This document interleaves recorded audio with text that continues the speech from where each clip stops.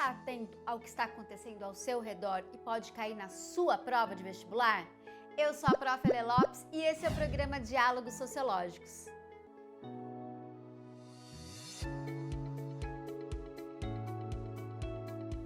Olá, queridos alunos e queridas alunas, tudo bem? Sejam muito bem-vindos ao programa do nosso Diálogos Sociológicos. O tema de hoje é impeachment do presidente Donald Trump dos Estados Unidos. Agora, Alê, como que isso pode cair no meu vestibular? Pois é, também acho que não vai cair no seu vestibular o impeachment do Trump, mas o contexto no qual essas coisas acontecem, isso pode aparecer. E é nesse sentido que eu quero chamar a sua atenção. O impeachment do Trump, ele é um impeachment em relação a abuso de poder. Sim, o Trump teria abusado do seu poder e ido pedir um favorzinho lá para o presidente da Ucrânia, né? Um tal de um quiprocózinho por aí. Ok, tudo bem. Aí, a Câmara dos Representantes acusou o presidente e ele passou a sofrer o impeachment, depois vai ser julgado lá no Senado. O que importa? Que contexto é esse que está acontecendo, esse impeachment? É um contexto de ampla polarização política. Bom, Ale, mas eu sei, porque polarização política nos Estados Unidos sempre aconteceu, republicanos de um lado, democratas do outro. O que tem de novidade nisso? A novidade nisso é a rearticulação e o fortalecimento do Partido Republicano em torno da figura do Donald Trump. Ele se fortalece e ele se fortalece a partir da bandeira conservadora.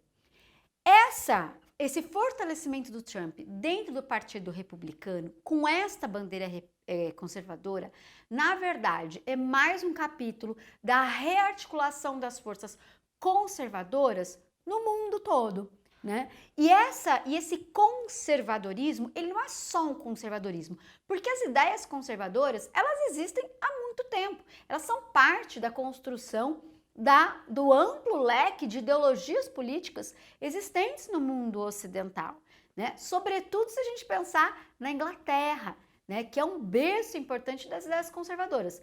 Agora, o conservadorismo, nesse contexto, ele tem como característica a negação das principais instituições internacionais e nacionais que foram construídas nos últimos 75 anos, ou seja, depois da Segunda Guerra Mundial para cá.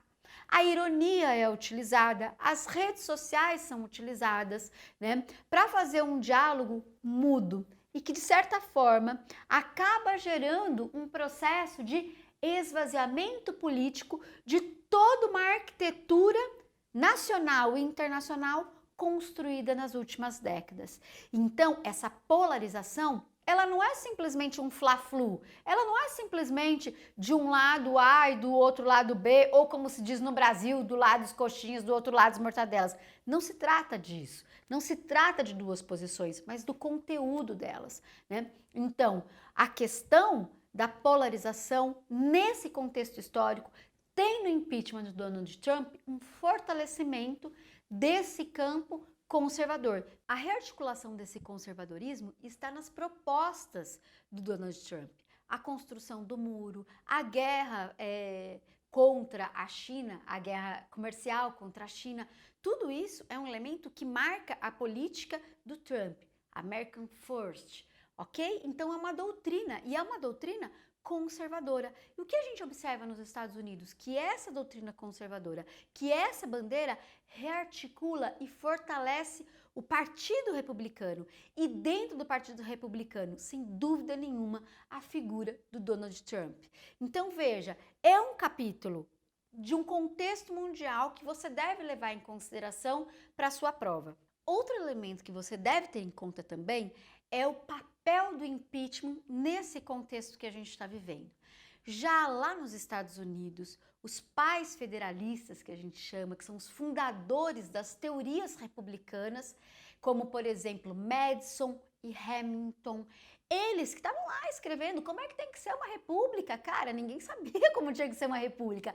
Então eles estavam arquitetando uma espécie de arquitetos das instituições políticas republicanas. E eles vão chamar atenção para o instrumento do impeachment. O que é o instrumento do impeachment? Ele é um importante instrumento para poder limitar o abuso de poder de governantes que de repente querem se sobrepor à harmonia dos três poderes. Isso era um grande medo dos americanos lá no final do século XVIII, é que tivesse uma minoria que se sobrepusesse à maioria, ou até mesmo uma maioria que criasse uma ditadura contra a minoria. Então eles foram criando instrumentos para limitar o abuso de poder, quer seja de uma pessoa, quer seja dos poderes, certo? Então o impeachment foi criado por eles para limitar abuso de poder e não deixar com que nos Estados Unidos aparecesse um déspota. Então, aquele momento histórico do final do século XVIII, havia um medo enorme contra os déspotas, porque todos os governantes do mundo praticamente eram déspotas, eram os reis absolutistas. Ok, só que já alertavam os pais federalistas, né, com a sua real politics na veia. Que era o quê? Bom, a gente está criando um instrumento, mas esse instrumento, em contextos de polarização política, não vão funcionar. E por que não haveriam de funcionar, Lê?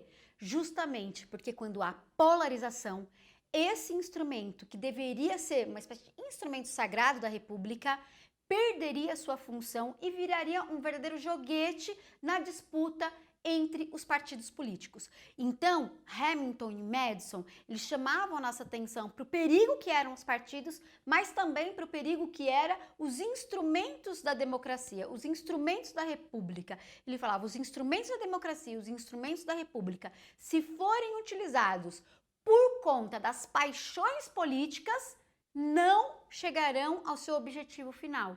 E aí as instituições correm um sério risco de irem para água abaixo. Entenderam? Sacaram? Então, assim, por isso que os americanos eles têm essa noção de que as instituições são importantes, que é importante limitar os poderes, mas que em determinados contextos as próprias instituições elas podem se transformar num risco para a democracia, para a república e, obviamente, para os cidadãos. Então, veja que já naquele momento histórico, eles apontavam, né, para a ideia de que tudo na política depende muito do modo como as pessoas trabalham isso, do modo como os grupos políticos entendem isso. E para finalizar, mais uma coisa importante desse contexto de polarização. Nós estamos vivendo uma substituição da razão pelas paixões. Exatamente. Então as pessoas estão bastante apaixonadas pelas suas ideias. E é óbvio que a paixão ela é importante para mover. Mas se a gente olhar para toda a tradição política, do pensamento político, do pensamento sociológico e também das experiências humanas, a gente percebe que quando as paixões submetem à realidade, ou melhor dizendo, à racionalidade, a racionalidade se torna cativa. Ela fica presa às emoções, então a gente também se perde e o contexto de polarização sobe. Em geral, as experiências históricas mostram pra gente que quando a racionalidade se torna cativa, os indivíduos se tornam mais fortes. E qual que é o problema para a política? Quando um indivíduo se torna mais forte, todo o resto da coletividade se perde. E foi assim em vários momentos da nossa história contemporânea. E só para ficar na nossa história contemporânea, a cena seguinte desses processos de polarização nunca foram um bom negócio. A cena seguinte, na verdade, foi a ascensão de regimes mais fechados, mais autoritários, com menos diálogo, com menos debate. Então, é super importante que nesse momento a gente tenha noção de que nessa polarização, a racionalidade continue sendo, a ação racional dos homens continue sendo aquilo que a gente mais valoriza. Valoriza inclusive mais do que o próprio instrumento institucional. Porque o instrumento institucional sem uma ação racional não vale nada, segundo inclusive os pais fundadores da República Americana. E você, querida e querida, o que você acha de tudo isso? A polarização mundial atinge o seu cotidiano? Chega no seu WhatsApp, no seu Instagram, na sua escola, no seu cursinho, no jantar de família de sábado e de domingo? E aí, conta pra mim, manda o seu comentário. Vamos dialogar e transformar esse nosso estudo numa pegada muito mais legal, porque quanto mais a gente dialoga, quanto mais a gente troca ideia, mais a gente fica afiado para gabaritar a prova. Um grande beijo, te vejo no próximo programa. Tchau!